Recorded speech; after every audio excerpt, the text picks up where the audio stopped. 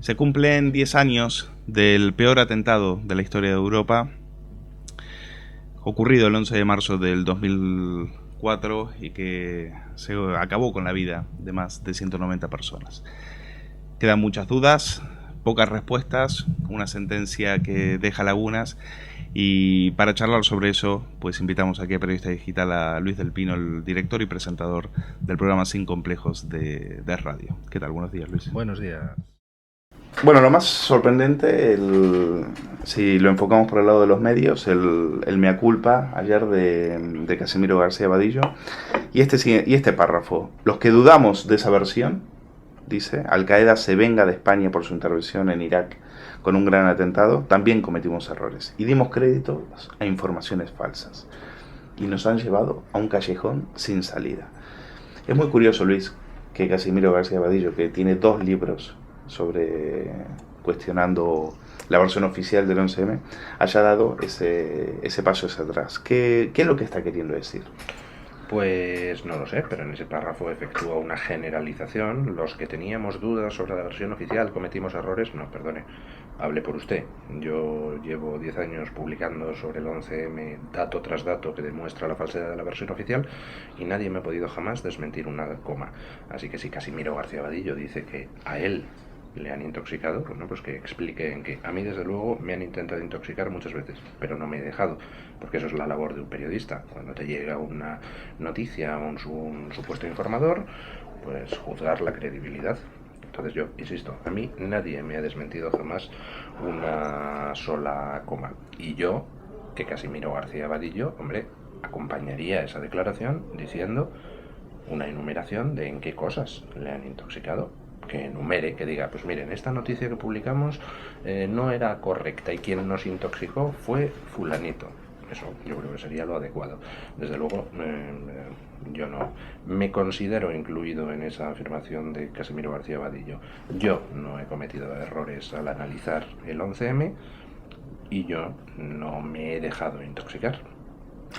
Hay un párrafo que a mí me llamó mucho la atención de ese editorial, y dice lo siguiente: la labor de los servicios secretos fue crucial para hacer que los que buscábamos honestamente la verdad pareciéramos una pandilla de iluminados. Bueno, de nuevo, esa es una generalización que supongo estará hablando por él. Yo he tenido la oportunidad de hablar con mucha gente de las fuerzas de seguridad, muchos, la mayoría bien intencionados, otros claramente intoxicadores. A mí me han llegado intoxicaciones desde todas partes, incluyendo desde el Partido Popular, gente mandada por gente del Partido Popular con el único objetivo de intoxicarnos. Bueno, pues hombre, un periodista pues ve las fuentes, ve los documentos, ve las pruebas y juzga, pues este señor me está contando una milonga o no me la está contando. Pero ahí tiene razón Casimiro García Vadillo. Ha habido enormes intentos desde los servicios de información españoles por intoxicar en el 11M, intoxicar a los defensores de la versión oficial, a los que les han colado lo que les ha dado la gana, e intoxicarnos a los que cuestionábamos la versión oficial. Y la pregunta que habría que hacerse es: ¿y por qué se ha puesto tanto interés desde los servicios de información en intoxicar en torno al caso? Si era un caso claro o si era un caso diáfano, si hay pruebas que respalden la versión oficial, ¿qué necesidad había de intoxicar? Ahora, ¿está diciendo ahora Casimiro Vadillo que el mundo mintió en determinado momento? No lo sé. Yo creo que eso deberíais entrevistar a Casimiro García Vadillo, que sería interesante. Eso lo preguntaremos. Yo te puedo hablar de mi trabajo, desde luego, en mi trabajo. No he cometido errores, no me han podido desmentir nunca una coma, ni me he dejado intoxicar. En todo caso, qué papelón para Pedro J, ¿no? No le deja muy bien, ¿no? Ayer Pedro J sacaba su arpón para clavárselo al gobierno de Rajoy, decía heredero directo del que fue triturado por la conspiración terrorista, y le acusa de no haber movido un dedo para reactivar la investigación y tratar al menos de cubrir la laguna de las sentencias. ¿Coincides con Pedro J? Bueno, yo creo que Pedro J es muy benévolo. El gobierno de Rajoy no es que no haya movido un dedo para reactivar las investigaciones, es que el Partido Popular de Rajoy ha colaborado en echar mantas de oscuridad sobre el tema. Insisto, a mí me han llegado intoxicadores enviados por personas con nombres y apellidos del Partido Popular, y en su momento pues habrá oportunidad de charlar sobre ello. Hubo un pacto de silencio entre ambos partidos Partido Popular y Partido Socialista para enterrarlo definitivamente? Yo creo que está clara la escenificación de este domingo. Este domingo hemos visto, sale El Mundo diciendo, bueno, cometimos errores, sale en El País y El Mundo con un artículo con las tesis de Fernando Reinares, que, bueno, fue Al-Qaeda, pero no fue por la guerra de Irak, con lo cual, pues, Aznar y Bush disculpados, Zapatero diciendo, por Dios, cómo lamentaba yo esas manifestaciones delante de las sedes del PP.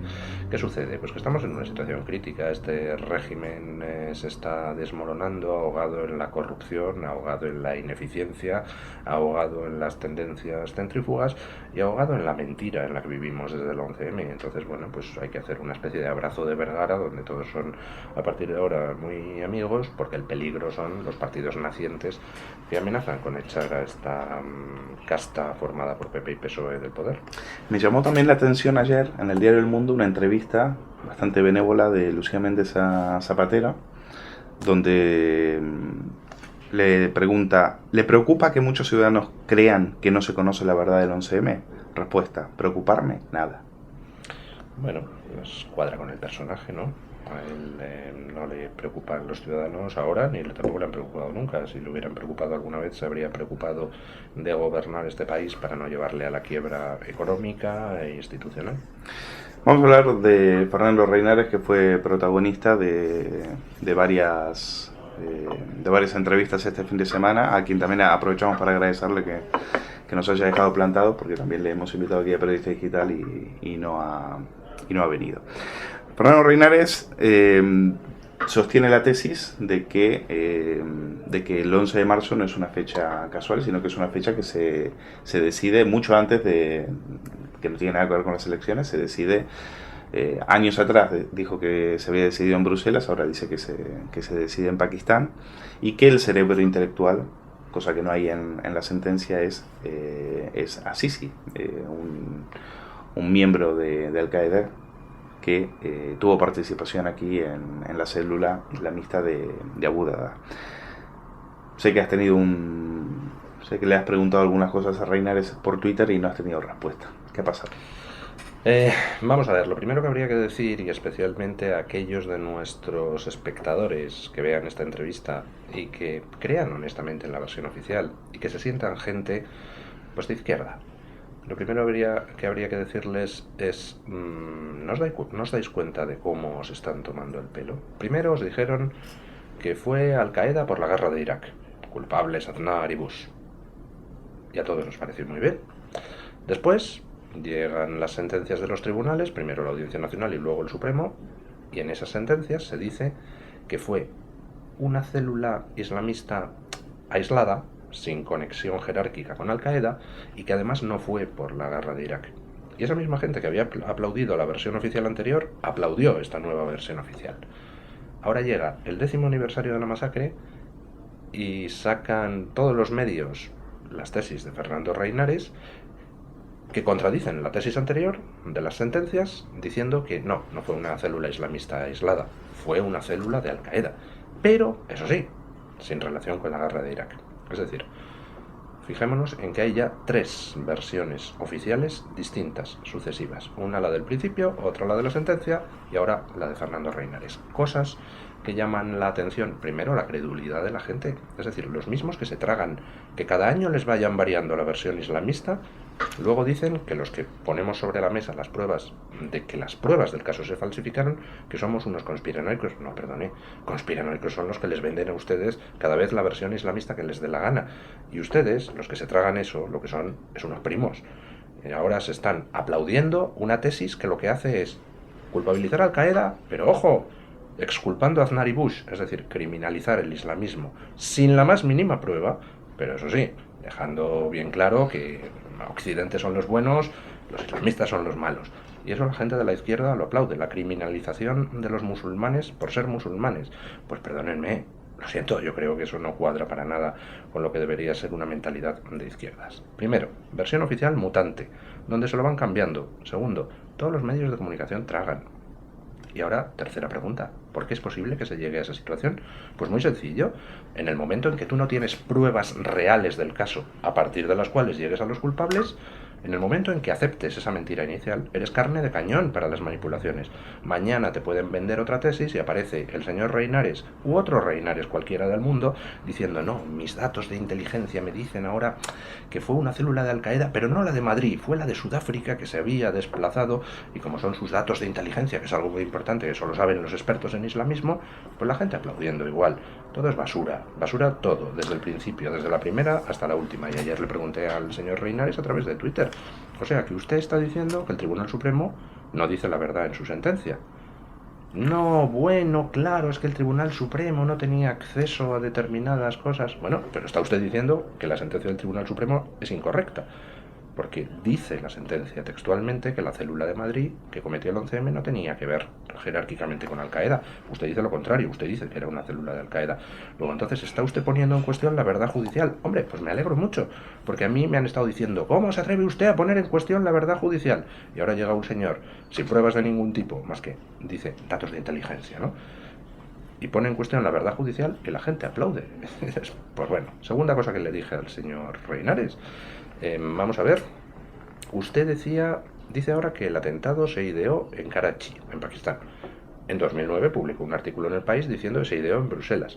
No, bueno, en Bruselas lo que se ideó es la fecha, pero la decisión se tomó en Karachi. Ya, comprendo.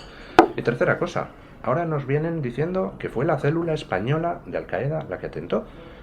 Bueno, entonces supongo yo que el señor Reinares pedirá inmediatamente el procesamiento de los dueños de la casa de Morata de Tajuña, donde dicen, la versión oficial, que se montaron las bombas. ¿Que eran quiénes? Porque el dueño de esa casa de Morata de Tajuña estaba desde antes del 11M detenido por ser parte de la célula española de Al-Qaeda, de la célula de Abu Dada.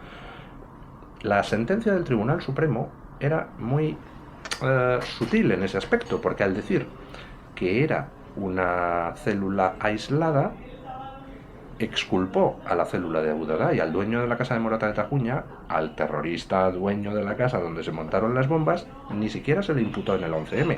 Ahora llega el señor Reinares y dice, no era una célula aislada, era la célula de Abu Dada.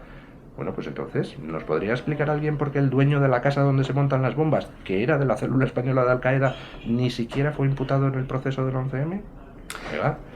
Llama la atención, Luis, la causa que da Reinares cuando dice, no, es que no se actuó por Irak, se actuó por venganza. Por haber detenido en la operación Dátil a todos estos de la célula de Abu Dada. Sorprende que el móvil sea la venganza. No, pero démonos cuenta de que es una explicación pues que le viene muy bien a esa comunidad de inteligencia que se dedica a todas estas cosas del terrorismo internacional, porque claro, no es por la guerra de Irak, con lo cual no es culpa de los gobiernos occidentales, no es culpa de Bush, no es culpa de Aznar, no es culpa de los gobiernos que combaten al islamismo malévolo, pero es culpa de Al-Qaeda. O sea, son los islamistas los malos y los gobiernos occidentales no tienen ninguna responsabilidad. Ese es el mensaje que se le cuela a la gente y por eso a mí me hace mucha gracia ver aquí a toda la izquierda española aplaudiendo con las orejas ese tipo de mensaje. Pues nada, muy bien chicos, sois carne de manipulación en lo sucesivo. Mañana os venderán la cuarta versión islamista, totalmente diferente de las otras tres y también la compraréis. ¿Y qué sabíamos de este Ahmed Azizi, el autor intelectual de todo este sangriento atentado según Reinares? Es que ni me interesa el tema, o sea, ni entrar en discutir de nombres de supuestos musulmanes malos, muy malos, que todos eran cerebros del 11M, pero oiga, ninguno fue imputado en la causa, pues mire, en fin, yo no entro en intoxicaciones. Hablemos de lo que importa, hablemos de las pruebas. Si nos pueden colar cada vez una versión islamista distinta, es porque no hay pruebas. Porque en lugar de ir de las pruebas a los culpables, como por ejemplo se hizo en el atentado de Boston, donde en 5 días, analizando el escenario del crimen, viendo cómo estaban hechas las bombas, analizando las cámaras, vieron a los 2 hermanos chechenos que habían colocado las bombas en Boston. Aquí lo que se hizo... Pero aquí no hay ni cámaras. Aquí no hay nada. Aquí lo que se hizo fue los trenes, desguazarlos. A las 72 horas empezó. Prendas de las víctimas, quemarlas en la incineradora de Valdemín Gómez. Efectos electrónicos encontrados en los trenes, triturarlos en una trituradora industrial del este de Madrid. No hay actas de recogida de muestras. No hay análisis de los focos de explosión donde se pueda ver qué es lo que se recogió. Todas las muestras recogidas en los trenes desaparecieron, centenares y centenares. Han desaparecido 90 toneladas de tren. Todo eso se quitó. Y en paralelo, 18 horas después de la masacre, alguien saca en una comisaría de policía una bolsa bomba y dice: esta viene de los trenes. No hay nadie que la viera en los trenes, no hay nadie que la viera en el trayecto hasta la comisaría. Resulta que era una bolsa bomba que no podía explotar porque tenía 2 cables sueltos. Resulta que era una bolsa bomba con metralla. Sin embargo, las bombas de los trenes no tenían metralla, porque en ninguna de las autopsias de las víctimas aparecen clavos, tornillos o tuercas de origen terrorista. Y la gente resulta que le eliminan las pruebas del caso, las pruebas reales, trenes, o sea, hasta los escenarios del crimen los eliminan, sacan 18 horas después de la masacre una bolsa bomba en una comisaría de policía y la gente dice: ah, muy bien, hemos encontrado una prueba. Y dice: pero oiga, si usted acepta eso, mañana pueden hacer un registro en su casa, no encontrar nada y al cabo de 18 horas decir que han encontrado una cosa que le pertenece a usted y que era una maleta llena de droga. Hombre, eso en un Estado de Derecho no se puede aceptar. Por haber aceptado eso, es decir, por haber aceptado que sustituyeran las pruebas reales del caso por una prueba fabricada, a partir de ahí vienen todas las intoxicaciones y te van a colar lo que les dé la gana. Pero cuesta mucho creer, Luis, que todas las fuerzas y cuerpos de seguridad del Estado se confabulen para que la verdad no salga. Se confabulen, se pongan de acuerdo para que esto, para que la verdad no salga. ¿Y de dónde te sacas eso? Que se confabulan para que no la verdad ¿Y qué no pasó salga. entonces? Vamos a ver, en España tenemos 1.800 casos de corrupción. ¿Cuántos políticos hay en la cárcel? Ninguno. ¿Qué pasa? ¿Que es que se han confabulado toda la justicia y las fuerzas de seguridad para que no vayan políticos a la cárcel? No, hombre, no, las cosas son como son. Y la gente hace lo que puede, y la gente tiene miedo, y la gente no se atreve a decir. ¿Cómo crees que hemos investigado las cosas? Pues por miembros de las fuerzas de seguridad que nos han podido pasar los datos que querían. Y hay gente que nos ha pasado otros datos que no hemos sacado, y que no los hemos sacado porque esa gente no se ha atrevido a dar la cara, precisamente por miedo. Dentro de las fuerzas de seguridad, la inmensa mayor parte de la gente hace su trabajo honestamente. El día de la masacre, el 11M, 40 TEDx estuvieron recogiendo muestras, y 40 TEDx han declarado en un juzgado de instrucción que recogieron las muestras y que se las quitaron desde la unidad central de TEDx, y ahora todas esas muestras no aparecen. ¿Cómo que alguna confabulación? No, hombre, no, confabulación será... O sea que las fuerzas de seguridad hicieron su trabajo. Pues por supuesto, igual que hicieron los servicios de emergencia, igual que la ciudadanía se volcó con el atentado, y luego habrá unas pocas personas que se encargaron de hacer que no hubiera posibilidad de llegar a encontrar la verdad, que se encargaron de destruir las pruebas del caso y que se encargaron de hacer aparecer pruebas nuevas. Pero eso no es una confabulación de todas las fuerzas de seguridad, eso es una confabulación de personas muy concretas. Y además, bueno, pues hay ¿quién hizo todo aquello? ¿Quién hizo el atentado? ¿Fue ETA? ¿Fue Al Qaeda? Pues que cada uno tenga su opinión. Lo importante son las pruebas.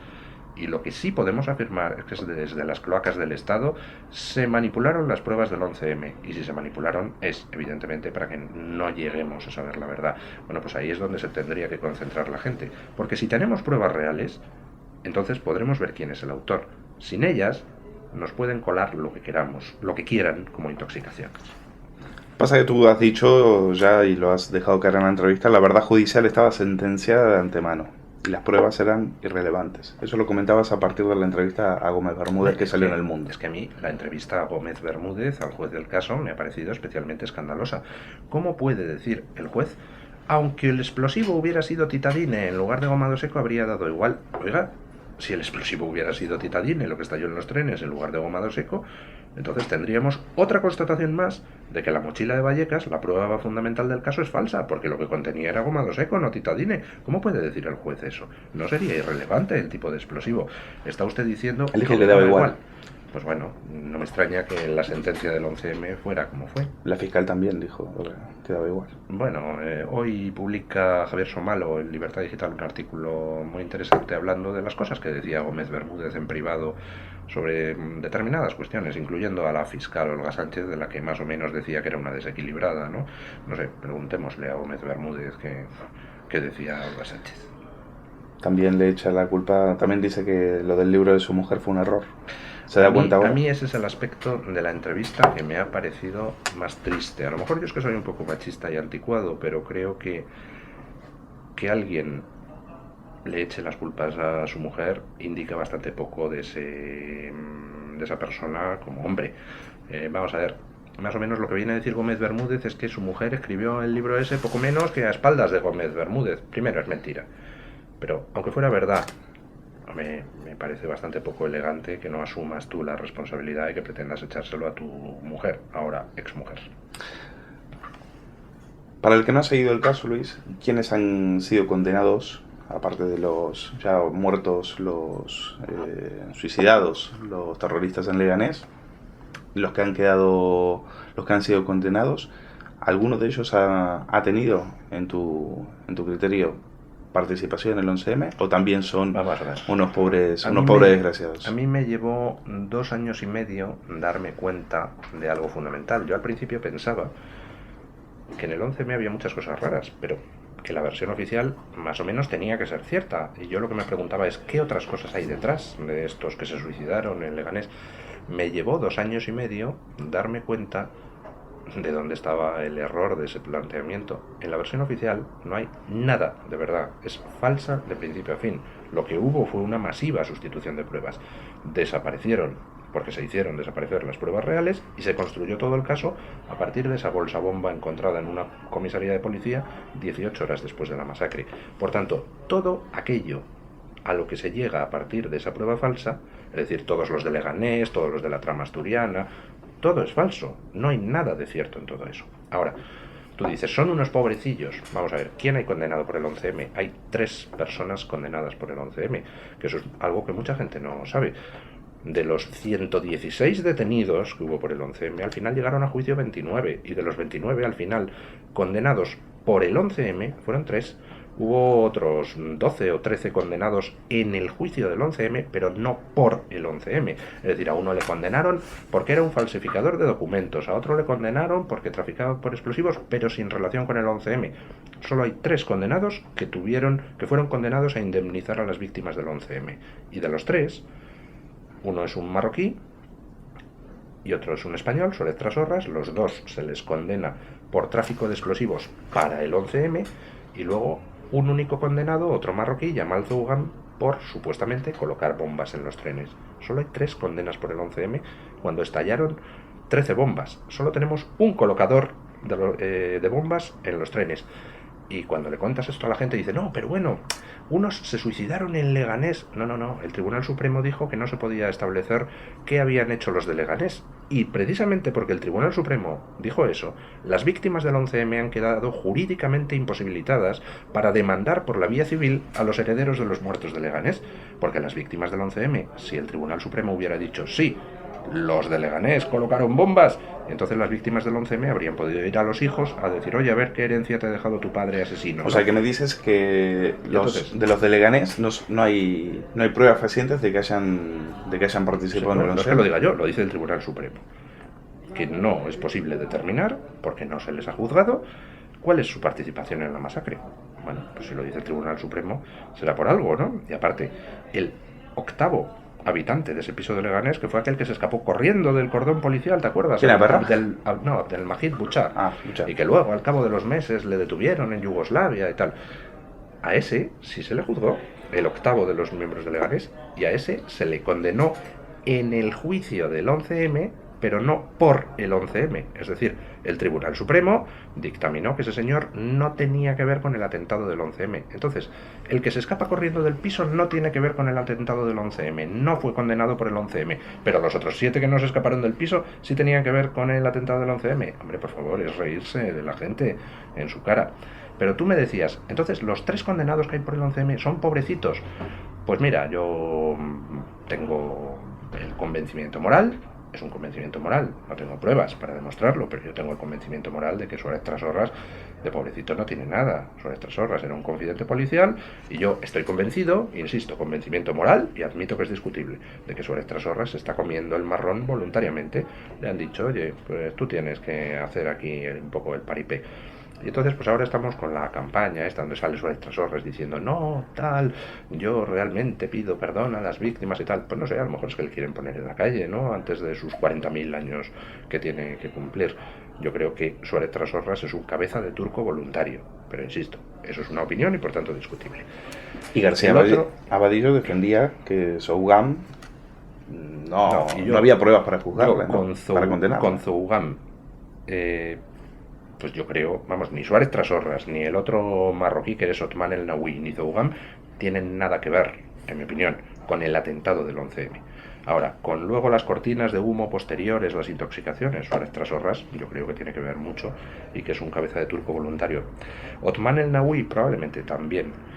Yamal Zugam, pues yo ahí tengo mis dudas. O sea, que Yamal Zugam no tuvo nada que ver con el 11M, eso es algo que estoy convencido. Que Yamal Zugam no colocó ninguna bomba en los trenes, eso es algo que estoy convencido. Ahora me dicen, no, a lo mejor es otro cabeza de turco voluntario que ha aceptado participar en todo este paripé para que se cree una versión oficial. Digo, pues ahí ya no lo sé. Yo creo que no, pero no lo sé. Bueno, pues vamos a dejarlo aquí. Muy bien. Vamos a seguir escuchándote en Sin Complejos los fines de semana. ¿Y qué puede pasar a partir de ahora? Dices que las teorías conspirativas han quedado todas derrotadas. ¿Eso es positivo? ¿Eso es negativo? ¿Quién dice eso? Creo que lo dejabas caer en tu artículo en Libertad Digital. Decías... No, pero hombre, es un artículo irónico. Simplemente lo que hago es un ejercicio de decir, venga, vale, las teorías conspiratorias han sido derrotadas, entonces vamos a ver cuál sería la versión oficial de los atentados. Y de verdad, si alguien compra eso, si alguien compra esa versión oficial de los atentados con toda esa inmensa evidencia de las manipulaciones y destrucciones de pruebas, pues es que tiene un problema con el concepto de justicia y de Estado de Derecho. Y lo que es peor, si alguien compra esas manipulaciones, si alguien compra esa estafa masiva consistente en sustituir unas pruebas por otras, a partir de ese momento ese alguien está vendido, porque le podrán vender cualquier versión que se le ocurra al poder. Luis del Pino, director y presentador de Sin Complejos de Radio. Gracias por venir aquí. Gracias a vosotros.